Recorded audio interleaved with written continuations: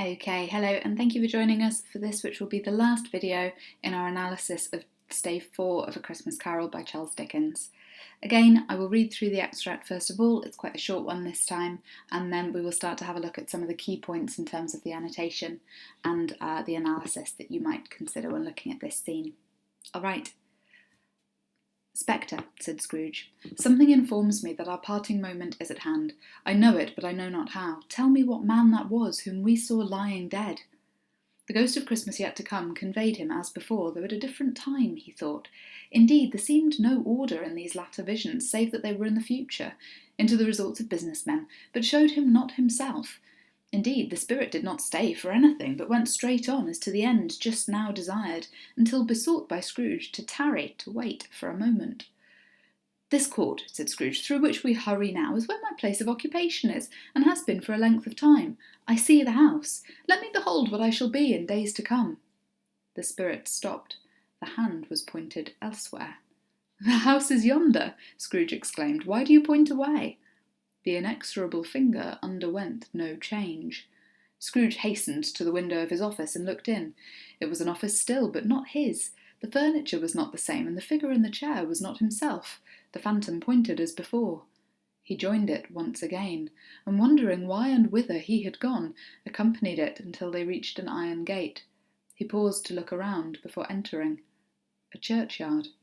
Here, then, the wretched man whose name he had now to learn lay underneath the ground. It was a worthy place, walled in by houses, overrun by grass and weeds, the growth of vegetation's death, not life, choked up with too much burying, fat with repleted appetite, a worthy place. The spirit stood among the graves and pointed down to one. He advanced towards it, trembling. The phantom was exactly as it had been, but he dreaded that he saw new meaning in its solemn shape. "Before I draw nearer to that stone to which you point," said Scrooge, "answer me one question.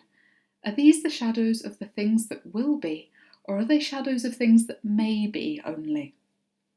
Still the ghost pointed downward to the grave by which it stood. "Men's courses will foreshadow certain ends to which, if persevered in, they must lead," said Scrooge. "But if the courses be departed from, the ends will change. Say it is thus with what you show me." The spirit was immovable as ever. Scrooge crept towards it, trembling as he went, and following the finger, read upon the stone of the neglected grave his own name, Ebenezer Scrooge. "Am I that man who lay upon the bed?" he cried, upon his knees. The finger pointed from the grave to him and back again. "Oh no, spirit! Oh no, no!" The finger was still there. "Spirit," he cried, tight clutching at its robe, "hear me! I am not the man I was. I will not be the man I must have been but for this intercourse. Why show me this, if I am past all hope?" For the first time the hand appeared to shake. "Good spirit," he pursued, as down upon the ground he fell before it, "your nature intercedes for me and pities me. Assure me that I may yet change these shadows you have shown me by an altered life." The kind hand trembled. "I will honour Christmas in my heart and try to keep it all the year. I will live in the past, the present, and the future. The spirits of all three shall strive within me. I will not shut out the lessons that they teach. Oh, tell me I may sponge away the writing on this stone." In his agony, he caught the spectral hand. It sought to free itself, but he was strong in his entreaty and detained it. The spirit, stronger yet, repulsed him. Holding up his hand in a last prayer to have his fate reversed, he saw an alteration in the phantom's hood and dress. It shrunk, collapsed, and dwindled down into a bedpost. Okay. So, the final scene of Stave 4 then, in which Scrooge realises and understands for the first time that the dead man that's been referred to throughout Stave 4, whose death has been completely unmourned, whose servants have robbed the house that he used to live in, who seems only to be remembered by people that he considered friends or acquaintances. He's only remembered for the wealth that he had, and they speculate as to what will become of it. He finally realises that this man is, in fact, him, that he's looking upon his own horrific future. And it seems as though he has started perhaps to suspect, even at the beginning of this extract, that this might be the case. He says, "I realise that we're about to part. I know it, but I don't know how." And he asks again, tell me what man that was whom we saw lying dead. So he can't stop asking about it. And up until this point, he's sort of thought that he was looking at almost a symbolic representation. He was looking at a story of another man, some similar man to him, and he was supposed to learn a lesson from this man's fate. But now we seem to suspect that perhaps he has some suspicions that in fact it's him. So Scrooge seems to have guessed that the dead man is in fact himself, but he continues to cling to his ignorance, hoping against hope that he's wrong. So he can't quite confront his suspicions directly. He can't quite bring himself to believe that it might in fact be him, but he begins to talk about it again. As they walk back through the square where all of the different businessmen are, Scrooge asks again to look at his own future self, but he isn't shown his future self. He goes to look in through his own window of his own office, but there's somebody else there. The office looks different, there's different furniture inside, and the spirit, when Scrooge asks where he can find himself, points onwards towards the graveyard.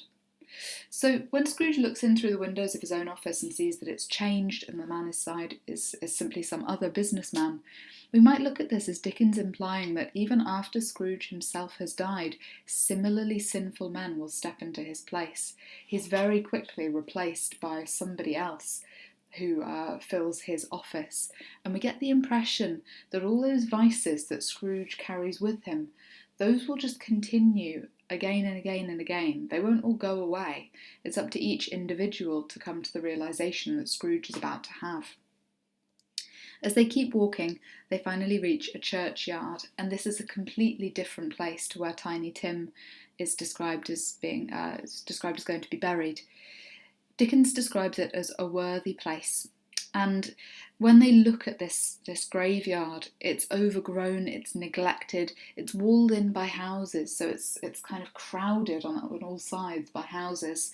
It's overrun by grass and weeds, so it hasn't been maintained, it's been neglected, and it's choked up with too much burying. So it's not a peaceful, pleasing place that he's going to be laid to rest. It's crowded, and this suggests maybe he's been laid to rest somewhere cheap. The burial's just been taken care of quite quickly. So here Scrooge anticipates learning the name of the dead man whose bedside he stood at previously, and the way that this place seems so neglected and overgrown suggests that the people who are laid to rest there go unmourned. That is, nobody is there grieving that they've died. No one is sad to see them go. Dickens describes it as a worthy place, so unlike Tiny Tim's peaceful green plot, which seems almost heavenly, almost a saintly kind of place, this is a suitable place for a covetous old sinner like Scrooge to be laid to rest. This is where the wicked go to be buried. As the spirits stand among the graves, he points towards one in particular and directs Scrooge's attention there, and Scrooge walks towards it and he's trembling, he's shaking. The phantom looks exactly the same, but Scrooge suddenly sees new meaning in the way that it's dressed, the way that it appears. And again, this might make us think, well, perhaps he's recognised suddenly that it looks like the figure of death itself. Scrooge's fear grows as he walks towards this gravestone until he's trembling in anticipation of seeing the name on the stone. And again, doesn't this just make us think that perhaps he knows who it is? He knows the name that he's about to come across. He's filled with that sense of dread that it could in fact be himself. And as he walks towards the grave, he asks the ghost, are these the shadows of things that will be? So these visions of things that are definitely going to happen? Or are they shadows of things? Are they visions of things that may be only? So he's saying, is all of this future, all of these horrible things I've seen in the future, is that definitely going to happen? Or is it just possible? Just a moment.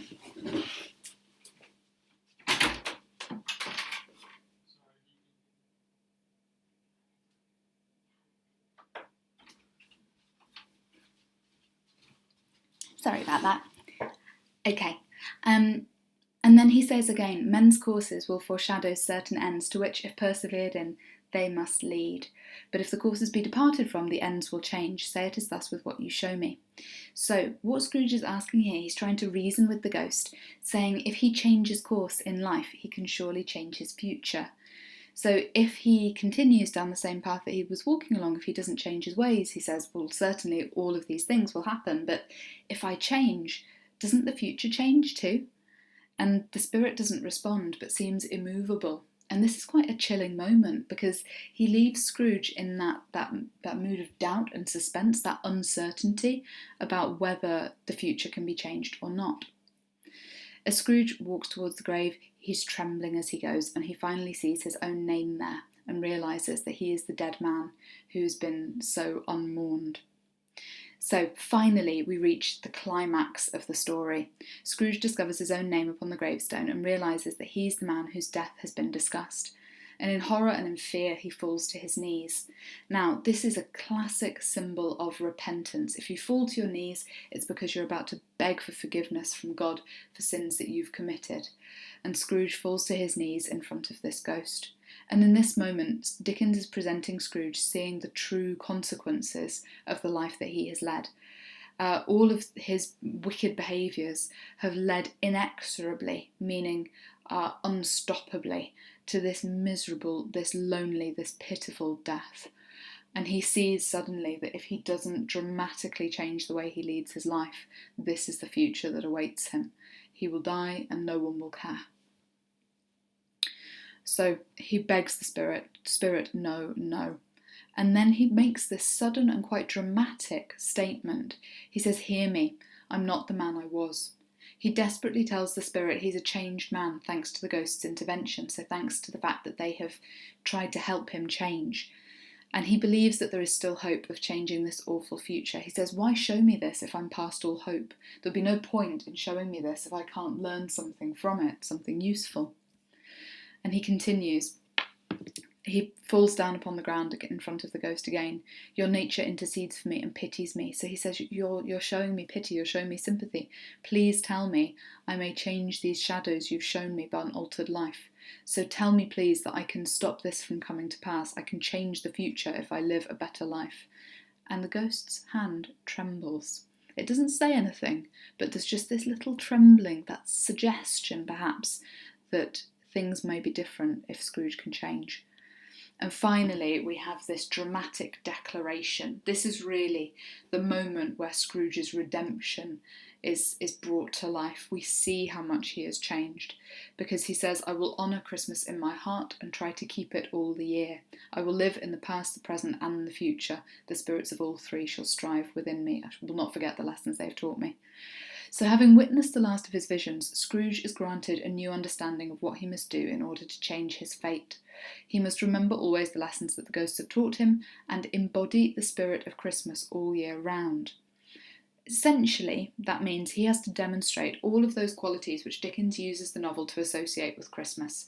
He has to be kind, he has to show love of family, he has to have sympathy for the less fortunate, he has to be generous, and he has to have humanity. He has to have that sense of kindness and respect for everyone, regardless of their social class. So Dickens uses the idea of Christmas to symbolise everything that is good and wonderful about mankind.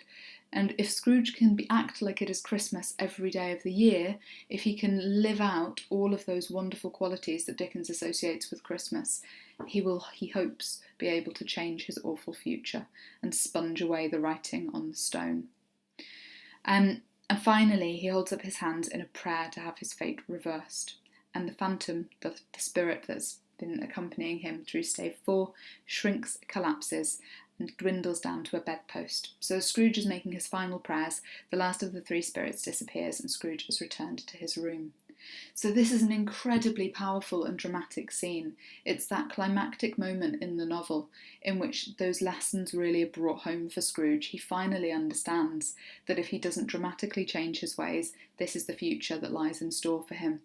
And when he awakes back in his room at the beginning of Stave 5, we realise that the clock is ticking for him and he has to make those changes. He has to start living a different and better life. So in this moment, he recognises the consequences of all of his sins and he determines that he is going to change and become a better man. I hope that this has helped you to understand this scene, some of the language that Dickens uses and some of the reasons that this scene is so significant within the novel. It's definitely going to want to be a moment that you talk about, so hopefully that this has helped you to get to grips with it. Alright, I will see you next time when we will look through the beginning of Stave 5, the final stave and the final chapter of the novel. Thank you. Bye-bye.